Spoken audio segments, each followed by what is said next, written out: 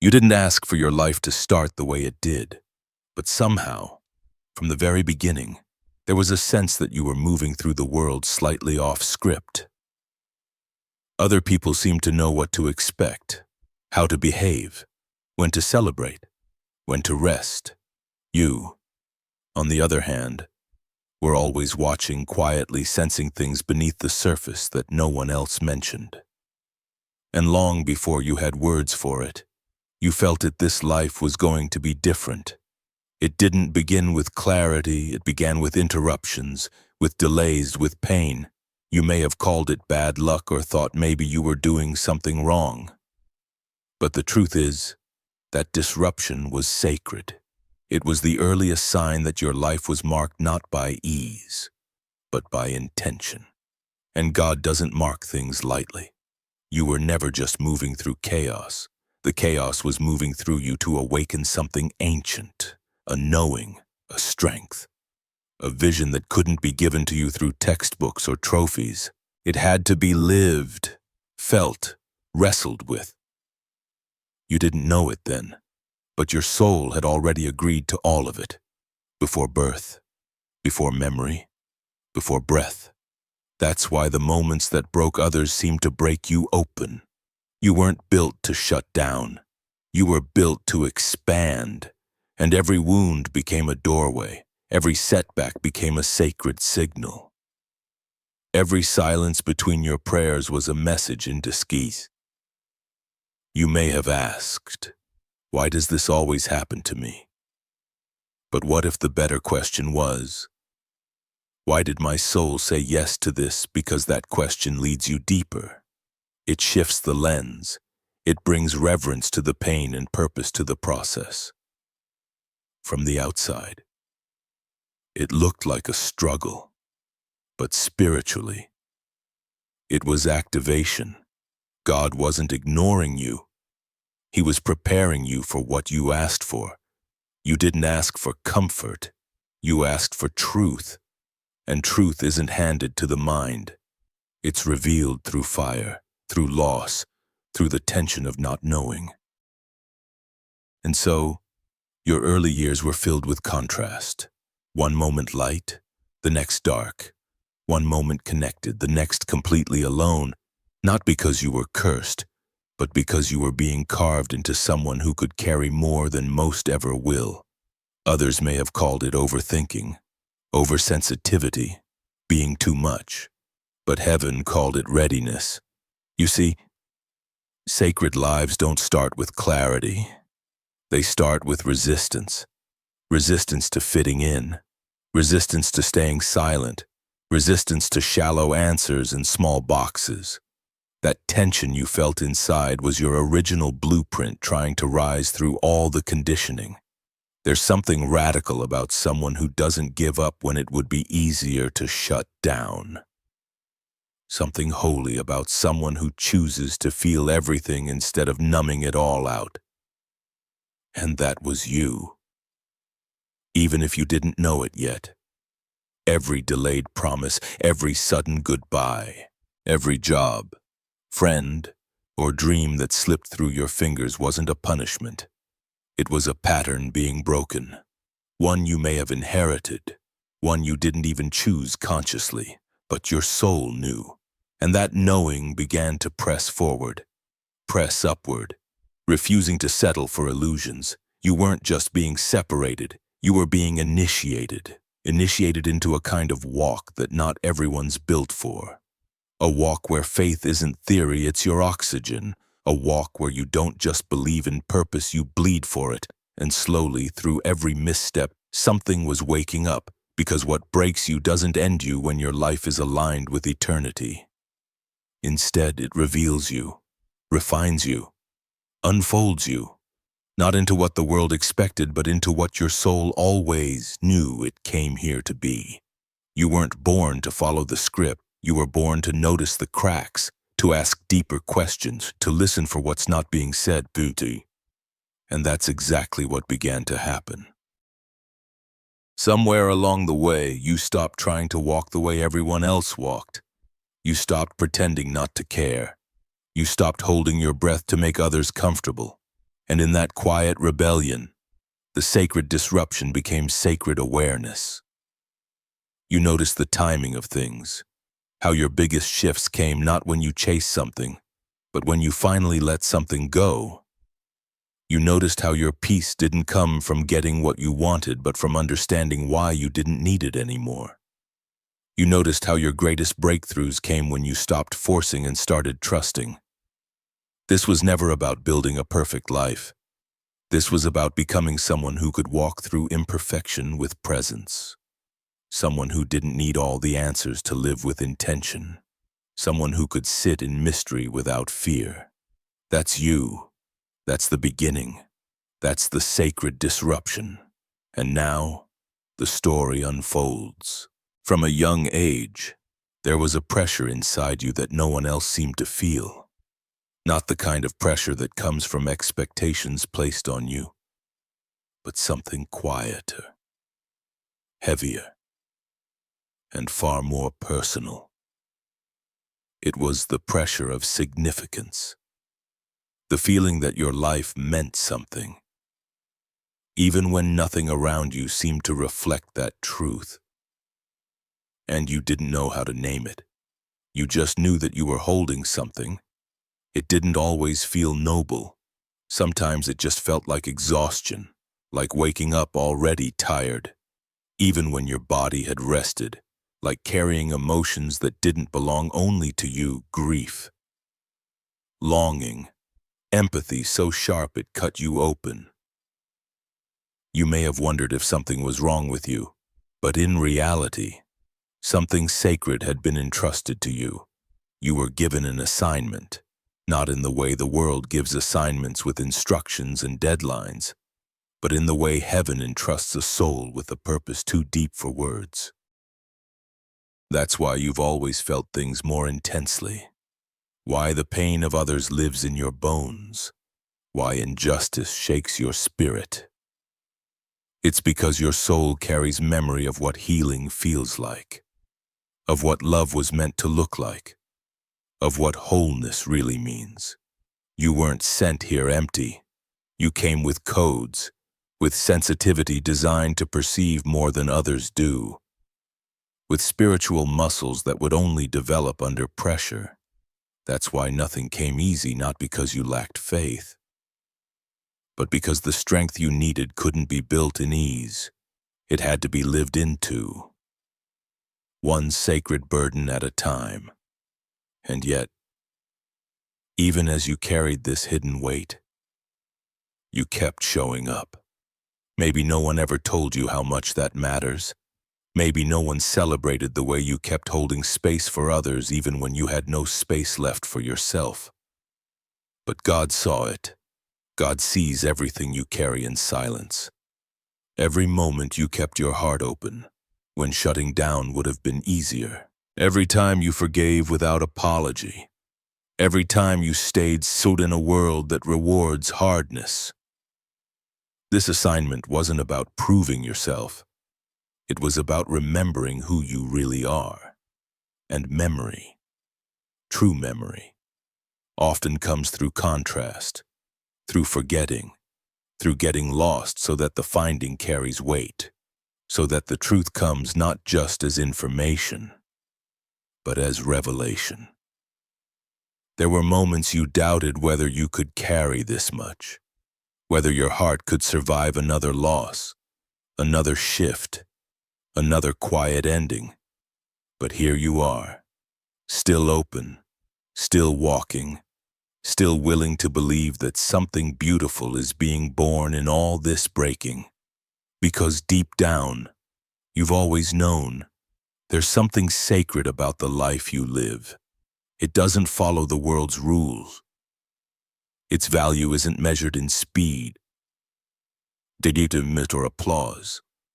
It's measured in presence, in depth, in your willingness to stay when others run, to see when others look away, to feel even when it hurts.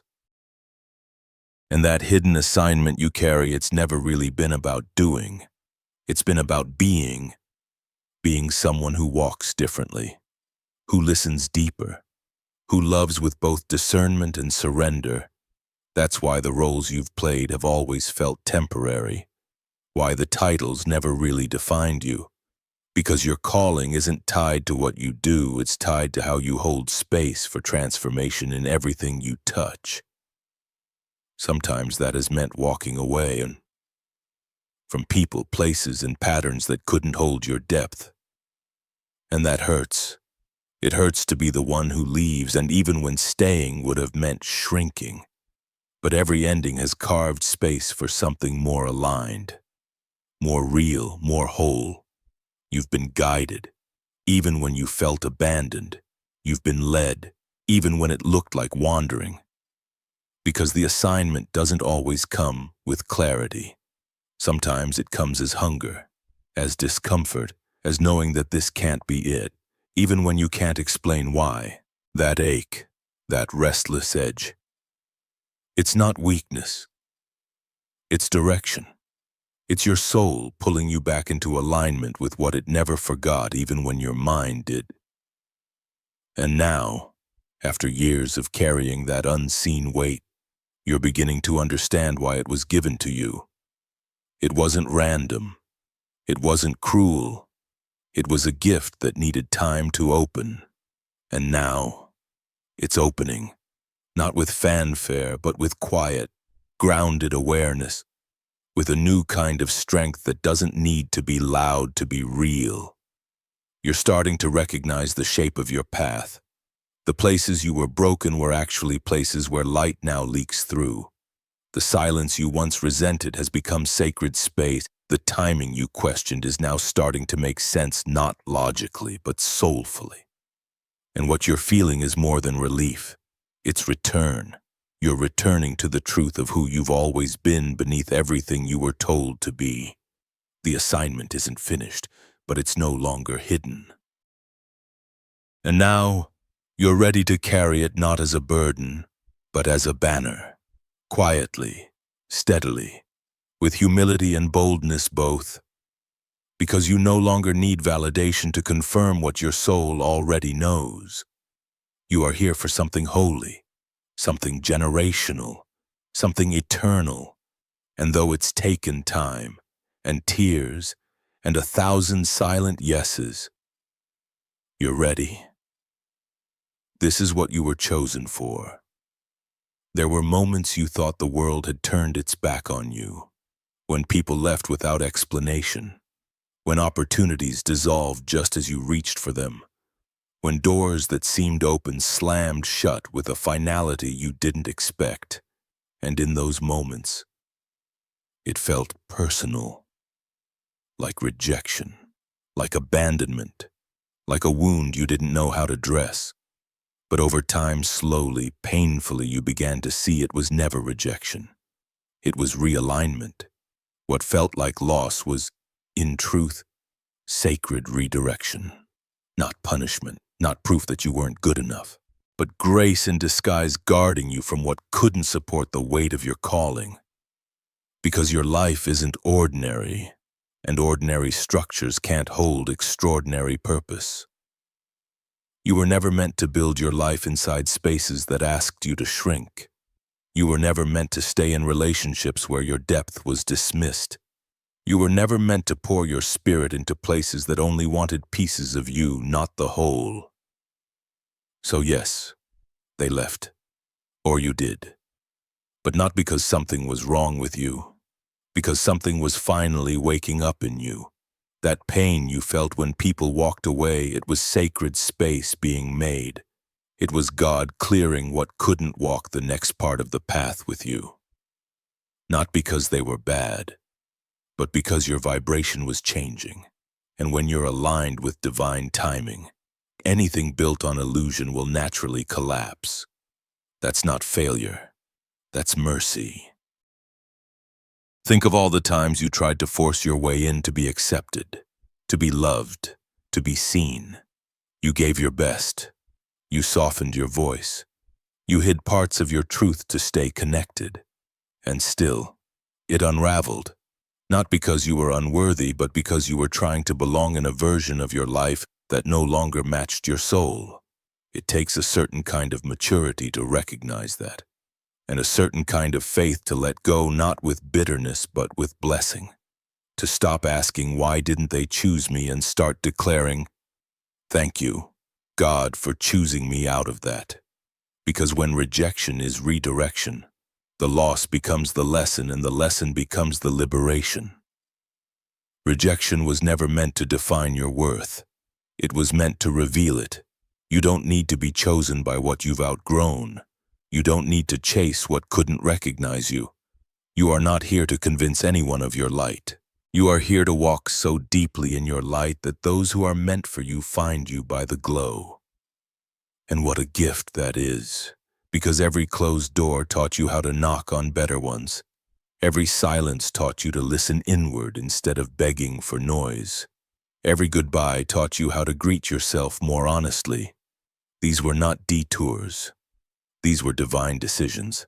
You see, your life is not built on public approval. It's built on spiritual alignment. And spiritual alignment sometimes looks like solitude before it looks like connection. It looks like wilderness before it feels like promise. And yes, that can be lonely, deeply. But even that loneliness had a role. It created space for you to find out who you are when no one is applauding. Who you are when there's no one left to please. Who you are when it's just you and God.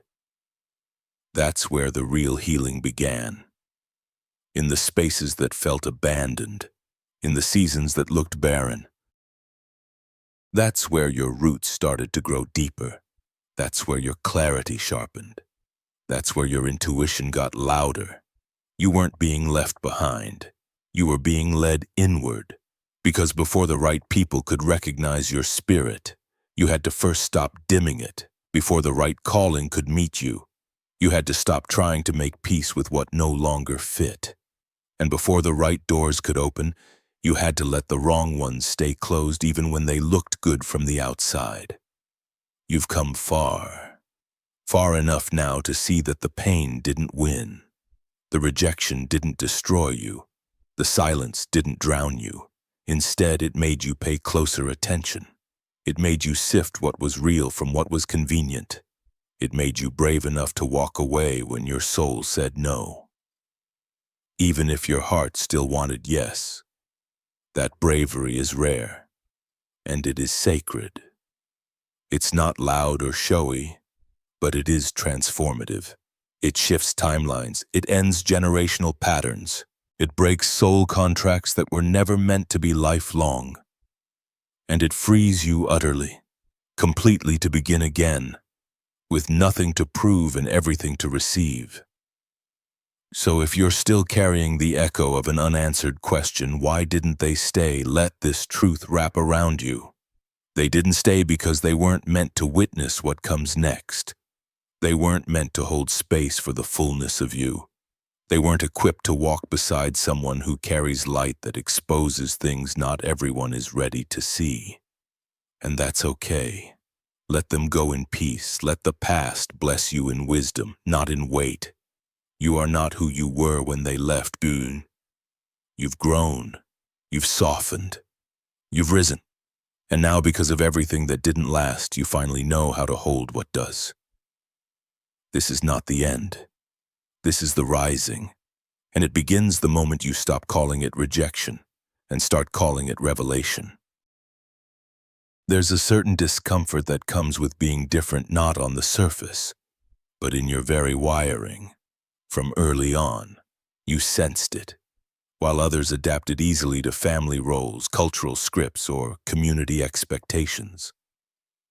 Something in you resisted. You didn't rebel out of arrogance. You didn't reject belonging out of pride. You simply couldn't fit into the mold, no matter how hard you tried. And you did try. You tried to be quiet when you were told you felt too much. You tried to follow the same milestones others celebrated: school, work, relationship, security, hoping that, eventually, peace would follow. But inside, the tension only grew, because the structures you were handed were never built with your depth in mind. You weren't wired for surface living. You weren't created to go through the motions just to be accepted. That deep ache you felt in spaces that called themselves home wasn't ingratitude, it was insight. Insight that something about the pattern was misaligned. Insight that even love can be layered with fear, silence, and unresolved pain. And that insight was never meant to make you bitter. It was meant to make you awake. Somewhere in your family line, in your ancestral story, certain patterns were passed down. Stories about what success should look like, what love should cost, what silence should protect. And you, unknowingly at first, inherited those patterns, until your soul began to whisper, "This ends with me." You didn't always have the words for it, but you felt it every time you tried to settle into something that looked safe but felt small. You felt it when tradition became a cage instead of a foundation. You felt it when your inner knowing contradicted what your outer world expected of you. That friction wasn't failure, it was the signal that you were here to break cycles, not repeat them. You may have been labeled the black sheep, the too sensitive one, the one who questioned too much. But those labels were reactions to your awareness. And awareness, in a system built on suppression, is often seen as threat. But it's not threat, it's truth. And your life is a vessel for truth the previous generations may not have had language for. Every time you chose honesty over harmony, you disrupted something old. Every time you chose healing over hiding, you shifted a timeline. Every time you paused long enough to feel what others skipped over, you honored something sacred.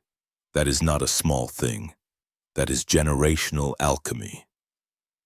Of course it was hard. Of course it felt lonely. You weren't just facing your own shadows, you were feeling the weight of everything your lineage avoided, ignored, or buried. And still, you walked forward, not perfectly, not without doubt, but with a quiet, persistent courage. The kind that says, "I may not know where this leads, but I know I can't stay here." You see, the patterns weren't just in your family. They were in your friendships, your workplaces, your spiritual spaces, places where conformity was rewarded, where shrinking was survival, where obedience was mistaken for wisdom. And every time your soul resisted those spaces, you were told you were too much. But what if the truth is you were just the first to notice the cage? What if your sensitivity wasn't a flaw, but a compass? What if your refusal to settle wasn't impatience, but instruction? What if the tension was your training ground? It's easy to romanticize healing in hindsight. But the truth is, in real time, it looked like crying in bathrooms at family events. It looked like long walks just to breathe again after another conversation that shut you down. It looked like asking yourself, "Is it me?" when really, it was just your inner world refusing to collapse into someone else's template. There's no shame in that. There's glory in that. Because to question a pattern is to open space for new ones. Ones rooted not in fear, but in freedom. Not in survival, but in spirit. And you've been doing that, even when no one clapped, even when no one saw. What you've been doing quietly, painfully, is building an entirely new architecture for your life. One that honors intuition. One that welcomes softness. One that moves slower, but with more truth. You may not have all the pieces yet, but you've already chosen a new blueprint. And that choice, against all odds, against generations of pressure, is revolutionary. So if it still feels like you don't quite fit, if you still sense you're outside the norm, breathe. That's not failure, that's confirmation. You were never meant to fit inside the boxes that wounded you. You were meant to create new spaces. And that begins with your own soul. Let yourself be different. Let yourself be whole. Let yourself be the ending and the beginning in one breath.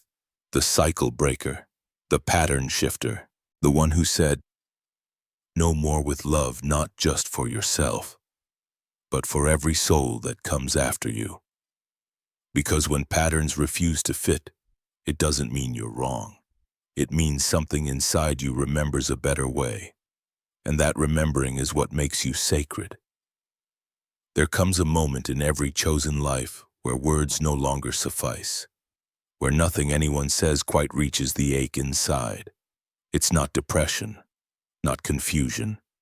It's deeper than that, a sense that the life you've been living no longer fits. And yet, nothing new has arrived to take its place. This in-between space is where your soul begins to whisper truths your mind isn't ready to hear. This is where the letter begins to open. Not a physical letter, but the one sealed inside your spirit before birth. The one marked, open only when you're ready. You didn't know you were carrying it, but it carried you, through all the chaos, through all the chapters you didn't understand. Through the longing, the loss, and the strange beauty of still being here. And then, silence. Not just outer silence, but inner stillness. The pause before clarity. The moment where you've stopped running, stopped performing, stopped pretending that everything makes sense. That's when it happens. The letter unfolds, not all at once, but gradually, like sunlight through clouds. And what's inside isn't a roadmap or a list of instructions. It's not a guarantee of ease. It's a remembrance, a deep, undeniable knowing that you chose this. Not the pain itself, but the path that would allow you to transcend pain. The path that would teach you to see beyond surface reality. The path that would shake you out of unconscious living and invite you into radical awareness. This awareness doesn't make the grief vanish. It doesn't erase the years you spent wondering if you were lost. But it redeems them. It reframes every breakdown as a breakthrough in disguise, every no as protection, every silence as sacred gestation. Because the soul doesn't speak in urgency. It speaks in stillness. And only when the noise of the world fades can you hear what's always been true. You're not behind. You're not broken. You're remembering. Remembering that what you thought was failure was redirection. Remembering that what you thought was isolation was initiation. Remembering that what you thought was your weakness was actually your signal, a divine frequency you were tuned to long before you knew what to call it. That letter doesn't flatter you. It doesn't promise fame or easy answers. What it offers is far more powerful perspective. It reveals that your pain was never punishment, it was a portal. That the people who couldn't stay weren't meant to. That your loneliness was never empty, it was full of codes.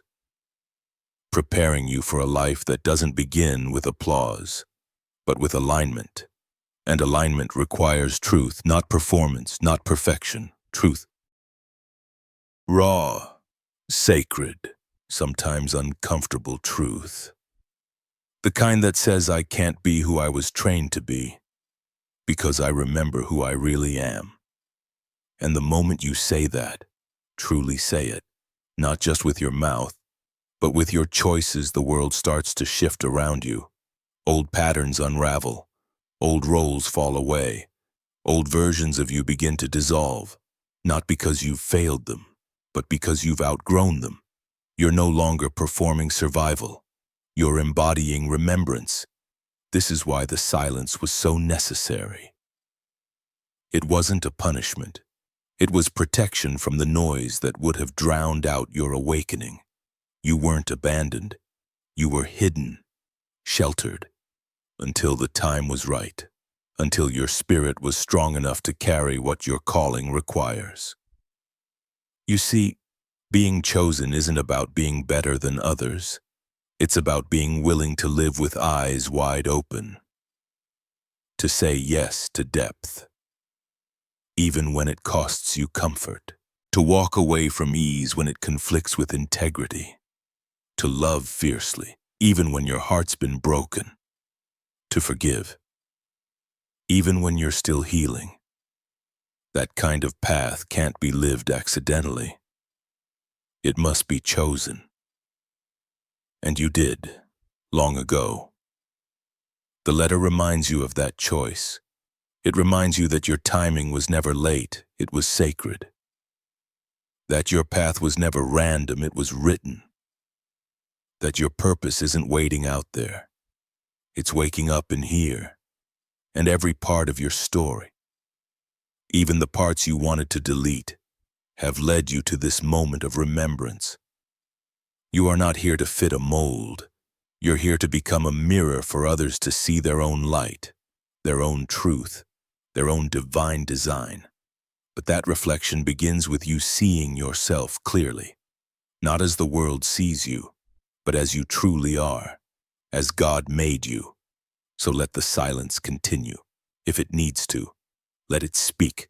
Let it finish its work in you. Because what's forming in this quiet space is not weakness. It's power. Pure, grounded, holy power. And when it's ready, when you're ready, everything that was blurry will begin to sharpen.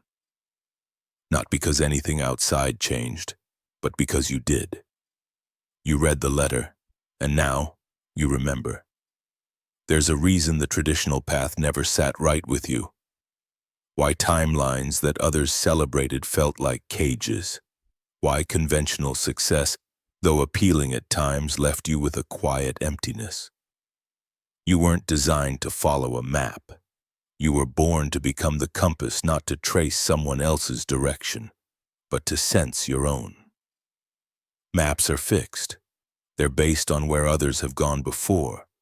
They can show you what's been discovered, what's already charted, but they can't guide you into the unknown. They don't account for divine timing, for spiritual detours, or for the inner voice that whispers things no map can capture. You weren't sent here to walk a path someone else paved. You were sent here to feel the terrain for yourself, and that's exactly what you've been doing quietly, painfully, faithfully, feeling your way through the fog when others demanded clarity, trusting your gut when it contradicted logic, listening inward when outward voices said, "This is how it's done." You didn't always understand why. You just knew that if you betrayed your intuition, you'd lose yourself. Because in your spirit you carry something older than instruction. You carry knowing. That knowing doesn't speak in bullet points. It doesn't give step-by-step directions. It pulses, it nudges, it aligns. And when you obey it, even in the dark, something sacred begins to unfold. Not always immediately, not always comfortably, but always truly. Becoming the compass means learning to honor your own rhythm even when it's slower than expected. Even when it requires pauses others don't understand. Even when it leads you to places no one else seems to be going. That's not failure. That's guidance. Divine, mysterious, and deeply personal guidance. And it's not for everyone. Most people want a map. They want to know what's next. They want guarantees. That's not wrong, it's human. But your soul didn't come here for certainty. It came for truth. And truth rarely walks in straight lines. It unfolds, it spirals, it disrupts before it aligns. You may have felt out of sync with the world, like your milestones were late, your choices confusing, your voice too quiet or too bold. But what if your delay was actually a deeper preparation? What if your missteps were actually redirections? What if you've never been lost, just unwilling to follow someone else's illusion? Compasses are forged in solitude. They're refined in wilderness seasons when no one's watching, when everything's uncertain. And that's why you were hidden. That's why so much of your transformation happened privately. You weren't being punished. You were being tuned to the frequency of your purpose, tuned to the vibration of your own truth, tuned to the kind of discernment that can't be taught, it has to be lived. You felt it already, that shift from needing approval to needing alignment, that quiet release of dreams that weren't really yours, that relief when you finally stopped trying to fit into a life that never matched your spirit. It wasn't weakness that let go. It was wisdom. And now, because of that surrender, Your internal compass is stronger than ever. It leads differently than the world teaches. It says, rest here. When others say hustle, it says, let this go. When others say fight harder, it says, not yet. When everyone else rushes ahead, but it also says, now, when the moment is right. And when it does, things begin to move faster than you ever imagined because they're no longer being powered by effort. They're being moved by alignment, and alignment moves mountains. The more you follow that compass, the more you find the people who speak your language, the ones who don't ask you to explain your process, the ones who recognize you without needing a backstory, the ones who've been walking the wild terrain of their own truth and know what it means to live by inner fire, not outer structure. This is what becoming the compass allows: a life that doesn't just look good but feels true. A life that may not be easily understood to see, but is deeply lived. A life that others may not always applaud, but one that God continuously affirms through quiet confirmations and undeniable peace. You were never meant to follow the crowd. You were meant to follow the call. The call that doesn't make sense on paper. The call that doesn't check every box. The call that lives in your bones, that wakes you at night, that moves your heart in directions you can't always explain. And every time you honor that call, your compass strengthens. Every time you stop trying to measure your life by someone else's ruler, your clarity sharpens. Every time you trade performance for presence, your path becomes more visible, not because it was missing before, but because you finally slowed down enough to see it. So no, you don't need a map. Not when you are the compass. Not when the Spirit is guiding you step by step. Not when your soul remembers what your mind forgot: that you were never lost. You were just learning to listen. And now, you're ready to lead. There's a point on the path where everything changes, not because the pain ends, but because your relationship to it does. You stop gripping. You stop bracing. You stop living from that tight, anxious place inside you that's always prepared for something to go wrong. You begin to breathe differently, think differently, walk differently. That's when the shift begins from survival to embodiment. Survival taught you how to adapt.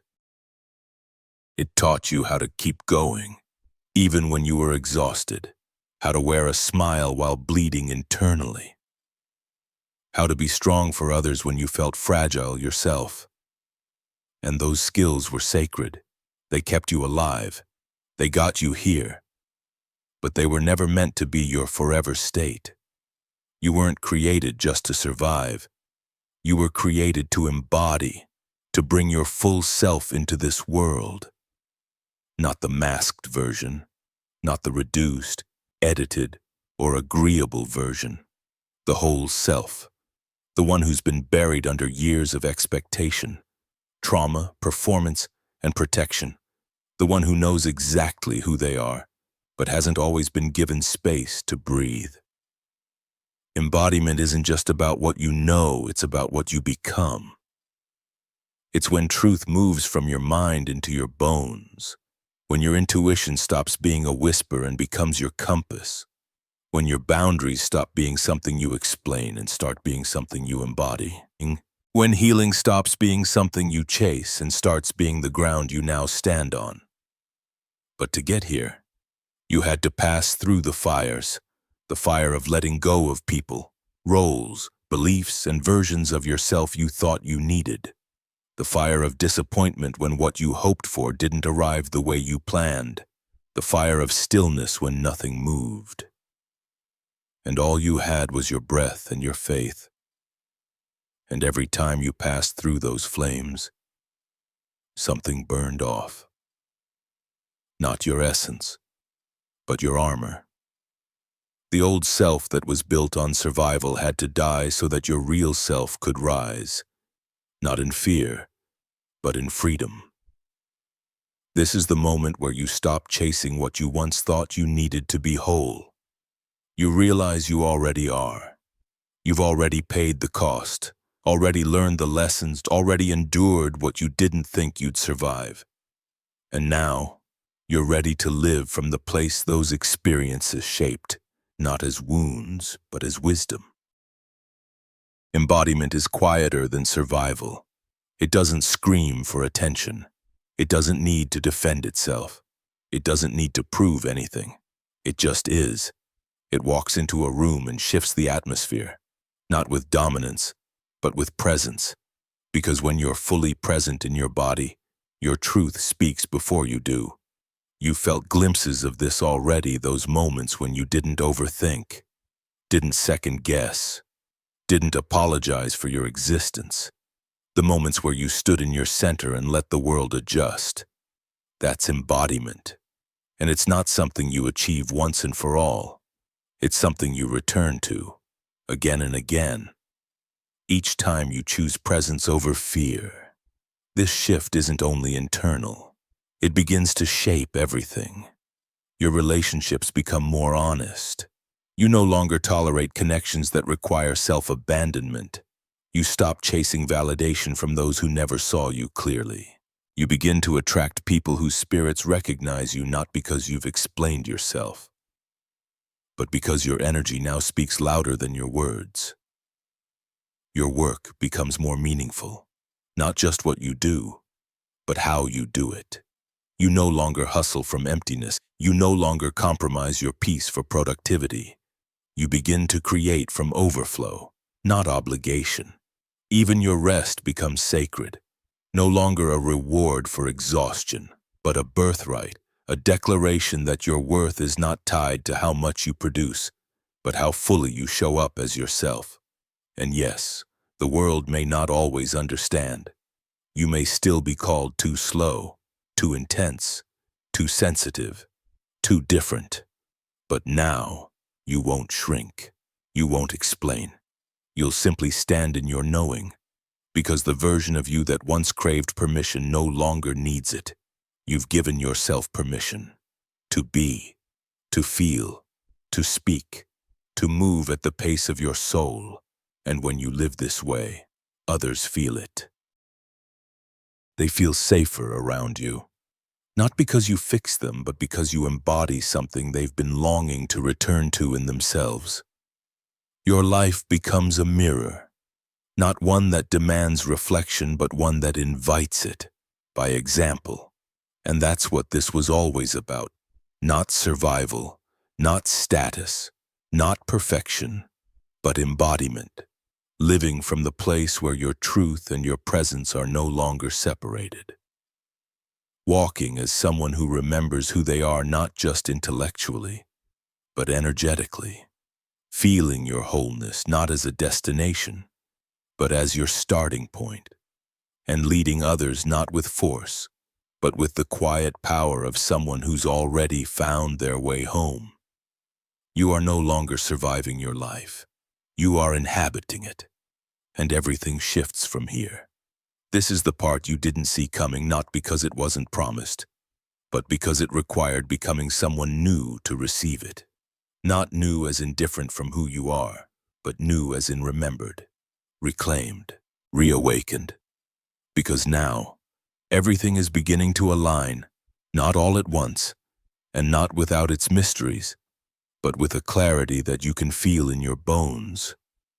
What once felt distant now feels close. What once confused you now carries quiet meaning. The world outside is finally beginning to reflect the world you've been building within. You're not rushing anymore. You're not striving. You're not asking the path to look a certain way. You're walking with eyes open, trusting that your steps are no longer just reactions, they are sacred responses. To calling, to timing, to truth. You're not trying to create a life from scratch anymore. You're walking into what was already written. And you can feel it. The air has changed. The energy has shifted. Something in your soul has settled not into passivity, but into a calm kind of certainty. You're not who you were when the journey began. You've been transformed by fire, refined by waiting, strengthened by the very things that tried to break you. And now, your life is beginning to show it. The outer circumstances may still be in motion, but your inner posture is different, grounded, rooted, not easily shaken by what others say or fail to see. You're not living for recognition anymore. You're living in revelation. You've seen too much. You've felt too deeply. You've come too far to go back to pretending. This is what embodiment looks like when it moves, when it begins to take shape in the visible world, when alignment becomes action, when your life starts to speak the truth that you've been whispering in your prayers for years. And it doesn't need to shout. It doesn't need to convince. It just needs to be. The life your soul agreed to wasn't meant to impress, it was meant to impact. Quietly, steadily, deeply. You weren't called to entertain. You were called to shift atmospheres, to walk into spaces and carry peace, to live in such alignment with heaven that others feel the presence of something divine before a word is spoken. And that's happening now. Because you no longer resist the detours, you no longer curse the waiting, you no longer ask, "Why me with bitterness?" Now you ask, "How can I walk this path with more clarity, more grace, more surrender?" That's growth. That's spiritual maturity. That's what readiness looks like. You may still feel the ache of what was lost. That's okay. But now, that ache lives beside something greater: peace. Peace that comes from knowing you didn't miss it. You weren't late. You weren't forgotten. You were being prepared. And now, what once felt like delay feels more like divine choreography. Because God was never far. He was always near, shaping, stretching, surrounding you in ways your eyes couldn't yet see. And now, you're seeing, not everything, but enough. Enough to keep walking. Enough to start building. Enough to stop doubting that you are, in fact, chosen. You are chosen to live a life that reminds others what alignment looks like. To speak words that carry the weight of truth. To carry healing in your presence, not because you have all the answers, but because you've made peace with the questions. To hold space for things most people run from. To create. To love. To lead not from ego, but from essence. You weren't just chosen to survive your story. You were chosen to live it fully. To stop apologizing for how deeply you feel, how slowly you move, how often you need silence to hear God speak. You weren't meant to fit in with the noise. You were meant to anchor others in the quiet. And now, your life is becoming that anchor. The people who see you now, they're different. They don't ask you to shrink. They don't mistake your depth for heaviness. They recognize you, not because of what you've achieved, but because of who you've become. You didn't fight your way here. You faithed your way here. You said yes when it cost you everything. You stayed when it would have been easier to walk away. You softened when the world told you to harden. You trusted when you had no proof. And now, the fruit is forming. The relationships you thought were lost, they're being replaced with ones that match your soul. The dreams you nearly let go of, they're resurfacing with deeper roots. The vision that once felt blurry, it's gaining focus not from striving, but from stillness. From walking slowly enough to notice the way the light hits everything differently now. Because now, you're different. You're no longer reacting to life. You're responding with wisdom. You're no longer waiting to be chosen. You're walking as someone who already was. You're no longer hoping someone will understand you. You're showing up as someone who understands yourself. This is what living in alignment looks like. Not perfection, but peace. Not control, but trust. Not constant progress, but sacred presence. And the more you walk this way, the more everything around you begins to echo what's already alive in you. You don't have to chase anything. What's meant for you will find you because you've become recognizable in the spirit. You've stopped hiding, stopped shrinking, stopped editing your light. And now, you're living what you agreed to long before breath ever filled your lungs. This is not the end of your story. This is the part where heaven catches up with what's already been written. Walk it boldly. Walk it fully. Walk it like someone who finally knows you are exactly where you are meant to be.